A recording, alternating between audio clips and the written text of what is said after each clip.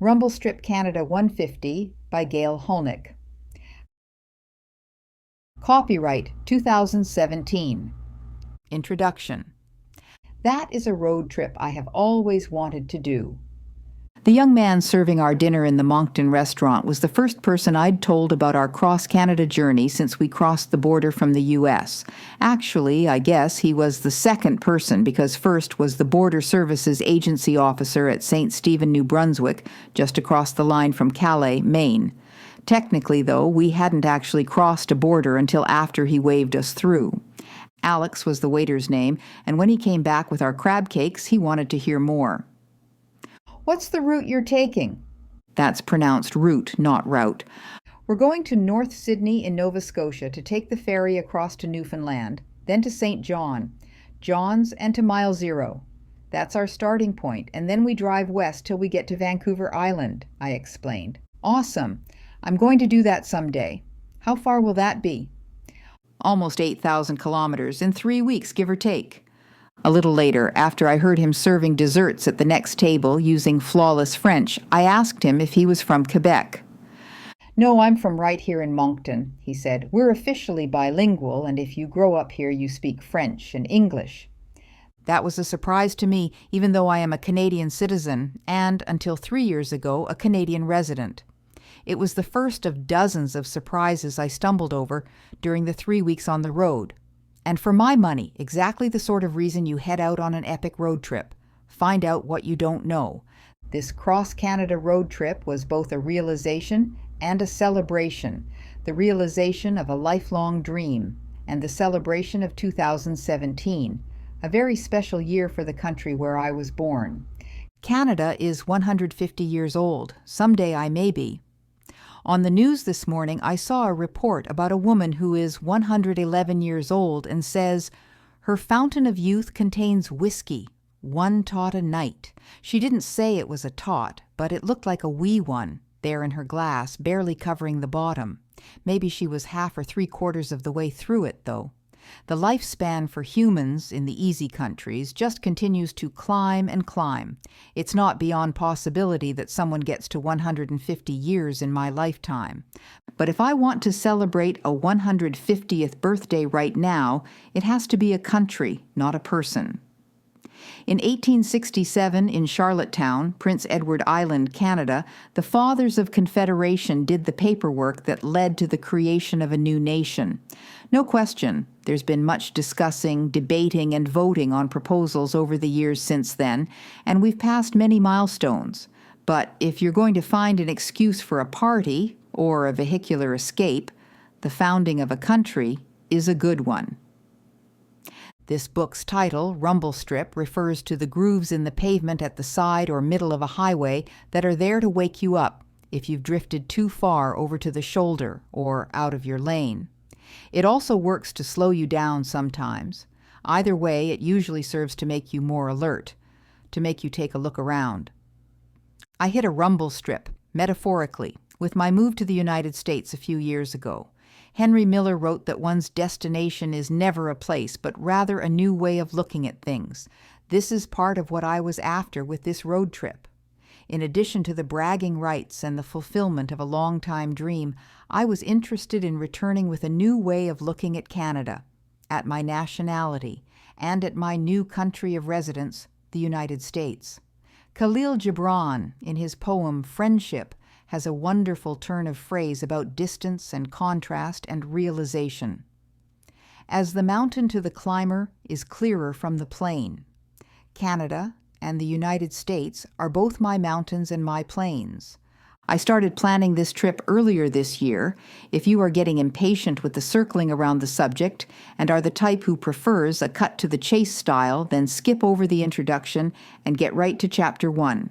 Or Chapter 10 if you want to know how it comes out in the end. I'll save you the trouble and give it away. Yes, I did complete a road trip right to the west coast of the country. If you are the type who reads tables of contents, you know there is a Chapter 11. Wait, what? Somebody goes bankrupt? No, not that kind of Chapter 11. Although the cost of this trip was not nothing, it didn't threaten to run me off the road. This chapter 11 is an overview of the country, my road trip, travel, those 3 weeks, and so forth. It's everything that didn't fit in anywhere else, kind of like a blooper reel or the deleted scenes in a director's cut. My ride on this road trip was an Indigo 2001 Chrysler Sebring convertible. I specify indigo rather than blue or dark blue because it is another of my goals to own a car in each color of the rainbow. Not all at once, one at a time. Stop raising the bar. Red, orange, yellow, green, blue, indigo, violet. I have done red and orange, sort of a copper color actually, green and blue.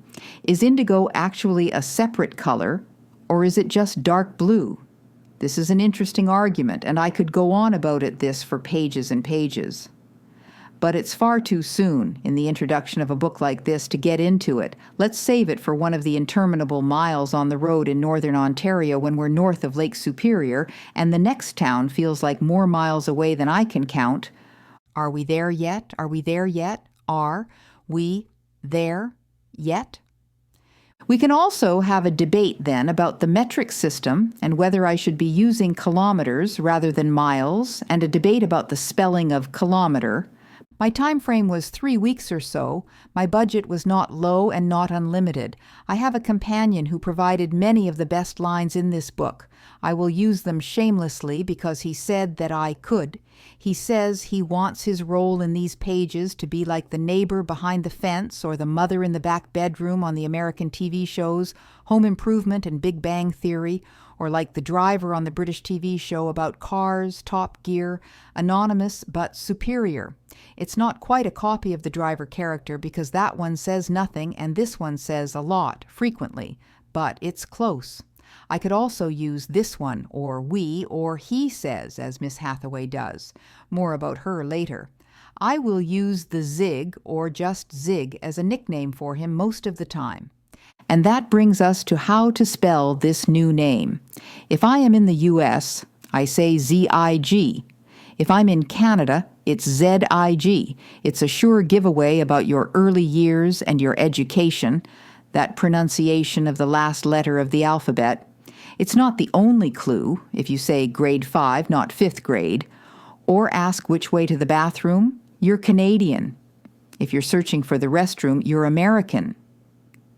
The United States of America has been my home for the past few years, as I mentioned. This would have been quite a different road trip if it were happening in the 80s or 90s, when I had no residential basis of comparison for countries other than Canada. This drive across Canada, then, was not about a traveler discovering an unfamiliar land, although there were elements of that. It was about a citizen and a former resident returning with a goal in mind. I was born in Alberta, attended junior high school in Manitoba, high school in Ontario, then university in Toronto, Edmonton, and Vancouver. No, I didn't get booted out of school after school. Life just kept on changing. My working life began with television reporting jobs in Ontario and Alberta, and then flowed west to Vancouver, British Columbia, where I was host of the CBC radio morning program The Early Edition for 6 years, and the noon program Almanac for 2 years. These are news and current affairs shows that cover everything from politics to business to entertainment to the arts to sports. My job was to interview the guests, read the news, report the weather, and do the time checks. It was a blast. And that's a good thing because the workday often started at 4:30 a.m. By the way, Canadians like an extra M-E on the spelling of program. Actually, that used to be the case, but lately we are dropping some of the more European or British distinctions. Canadians still write color, not color, theater, not theater, and center, not center. This creates a dilemma for me. Which spelling style to use for this book? After dithering for months, I've finally come down in favor of the American style because although it's about Canada, it's being published in the U.S. You might also be interested to know that in Canada it is gray, not gray, cozy, not cozy, draft, not draft, mold, not mold, plow, not plow, checka, not check, licorice, not licorice, and curb, not curb. Then again, you might not, and you might be thinking, get on with it. All right, here we go. In Canada, all right gets 2 L's. In the U.S., just one. That's enough of that. I won't do any more. I will just tell you that my plan is to drive across Canada in 2 to 3 weeks, taking in the easternmost point, Cape Spear, using the Trans-Canada Highway, mostly, and starting at Mile Zero in St. John's in Newfoundland and Labrador. Is this the only province, state, or country in the world to have an "and" in its name? One of very few, I thought. At first, the only other I could think of was Turks and Caicos in the Caribbean.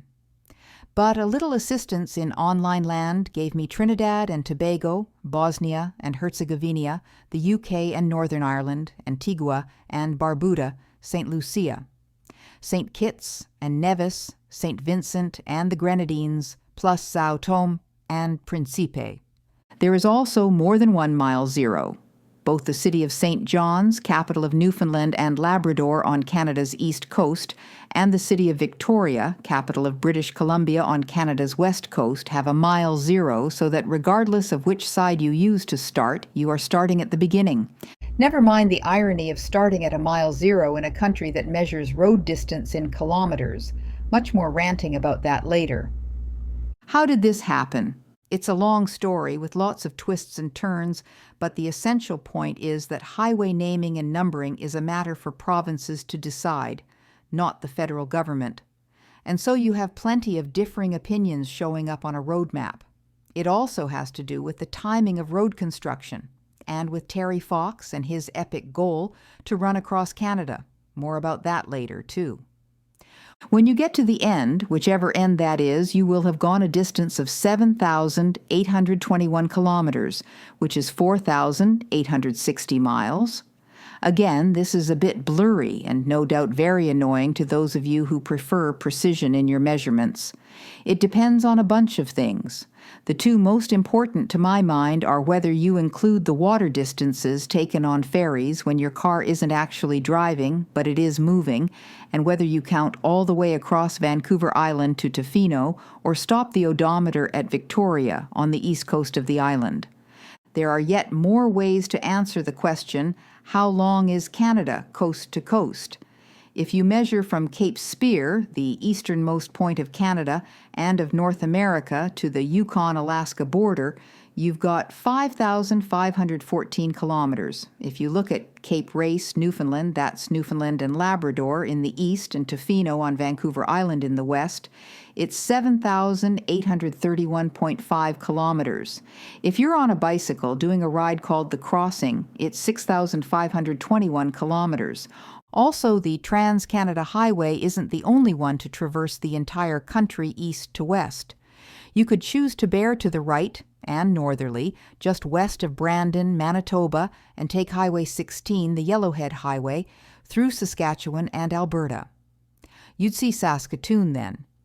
If the Canadian rock group The Guess Who's playlist is a major part of your sense of the country, then missing this road would make you feel cheated. You'd also miss Edmonton, the capital of Alberta, and Jasper, the jewel of the Canadian Rockies. Carrying on heading west through British Columbia, you can either take 16 to 97 or 16 to 5 to 1 or 1 all the way west or 3 closer to the U.S. border. I'm told that's just the big picture and that there are actually more than 60 ways to get across BC by smaller roads. Looking to eastern decisions where you choose to insert the province of Prince Edward Island on your journey is a matter of opinion, too. Should it come before or after Nova Scotia? Before or after New Brunswick? Or maybe before or after Quebec, given its location just east and only a little bit south of the Gaspé Peninsula? I am going east to west because that's the direction my ancestors took. Some, actually 50% of my grandparents, emigrated to Canada from Ireland and Russia and headed west in search of survival, and who knows what else. The others were already here, but not by many generations, and again, they migrated toward the west. I'm putting PEI in just before New Brunswick. Totally arbitrary. Canada is made up of 10 provinces and 3 territories. Up to now, I have lived in 4 of the 13. This may be as good as it gets, since I find myself hanging out a shingle in the U.S. now. Living is one thing, but passing through is another. You can accomplish the second one much more easily and in less time. I've heard much difference of opinion on what qualifies as truly visiting a destination. Does it count if you land at an airport just for refueling? Can you count that country if you get off the plane and buy something to eat in the airport? Is it an actual visit if you leave the airport and look around the city a little? Or do you have to spend at least 24 hours there? Do you have to sleep there, or does a wakeful 24 hours count? If you fall asleep while sitting on a bench in an airport waiting for a flight, does that count as sleeping there and visiting the country? I have traveled in 6 provinces so far, not even half of the 13 provinces and territories. I am ashamed. My excuses are lack of funds and excess of obligations elsewhere. I also have always had a sense of time to get around to that later that is as vast as Canada. I think they call it procrastination. But now I am old and in a hurry. I want to see as much of Canada and every other country as I can. This trip focuses east to west, but of course there is an entire other dimension to consider. Canada is just as vast north to south, with many more experiences to uncover. That will be the scope of another trip. To get to the starting point, I had to get myself, my car, and the Zig out to Mile Zero in St. John's. To do that, we left Savannah, Georgia, and drove north on I-95 in the eastern U.S. through Georgia, South Carolina, North Carolina, Virginia, Maryland, Pennsylvania, New Jersey, New York, Connecticut, Rhode Island, Massachusetts, New Hampshire, and Maine. Once the Canadian event was underway, we would be traveling about 7,800 kilometers. Altogether, including the U.S. leg, this trip would be about 10,000 kilometers. That's a quarter of the way around the globe. Really? Well, that's what Zig says, and he does well at this math business.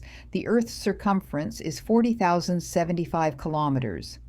A quarter of that is 10,000-ish kilometers, and that's what we're doing. It was summer, a good choice for a driving tour of Canada. You have to think about this even in the southern sections of the country. Summer, sunny, warm, and easy. Winter, read up on frostbite. I've been on a lot of highways in different countries and in different conditions, but there's something about driving right across Canada that falls into the trip of a lifetime category for me. I didn't want anything to turn it from being mostly a lot of fun into a grit your teeth and tough it out experience. Driving it in February would do that. I've done lots of winter driving in Canada, through whiteouts that left me parked at the side of the highway waiting it out, and through blizzards that filled the ditches with vehicles and drivers who didn't quite conquer the snow and ice. It's an adventure. Maybe I'll try that for my second cross-Canada drive. On this first one, I'm going for the best weather conditions possible and a drive that fosters reflection and thought, rather than simple survival. Driving in Canada when there isn't a blizzard or an ice storm is pleasure, not danger. Even when there is a blizzard or an ice storm, it's an experience worth having, though. I'm usually the one in the car who is pointing out that this is easier to take than a monsoon in India or a hurricane in the Caribbean. I'm sorry, but most of our problems today in North America wouldn't slow down an explorer or a pioneer for even 5 minutes. Call me naive or just too positive, but the glass is half full and the level is rising. A drive across Canada is not that far and is not that difficult to do, summer or winter. While not quite as well paved and laced with freeways, secondary highways, and side roads as the U.S., the country is most definitely first world, and any problems you encounter will be in that category. The ride is especially pleasant in a convertible, with the speakers cranked up high. I designed a playlist of Canadian music that helped carry us coast to coast. You can find the details at the back of this book and can listen along on Spotify.com. Just be careful not to encounter or startle a moose, as about 500,000 roadside signs will warn you along the highways. How many roadside signs exactly? I don't know, and I won't be looking that up, using 2 or more sources for verification. This book has no footnotes and no index in case you're looking. Now back to the moose. The moose is one of Canada's native animals, a massive mammal with an impressive rack of antlers. The full-grown bull can run as high as 1,500 pounds, and if you run into one, you won't be going far after that. Trucks that traverse roads known to be on the moose's regular route are often equipped with a piece of equipment called a moose catcher. It is also called an elk pusher, a cow catcher, or a bull bar. The technical term is grill guard. They are made of steel, aluminum, or stainless steel, and cost anywhere from $1,800 to $6,800. They offer protection to the grill, hood, and engine for when you collide with a moose, and a menacing, tough guy appearance for the days when you don't. I had no grill guard on my convertible, and the idea of colliding with a moose was right up there with my worst nightmare of coming up from a scuba adventure to find the dive boat gone. Yet, as we got ready to drive across Canada, seeing a moose was one of the highlights I was anticipating. That was the introduction to Rumble Strip Canada 150 from the Rumble Strip series of books by Gail Hulnick.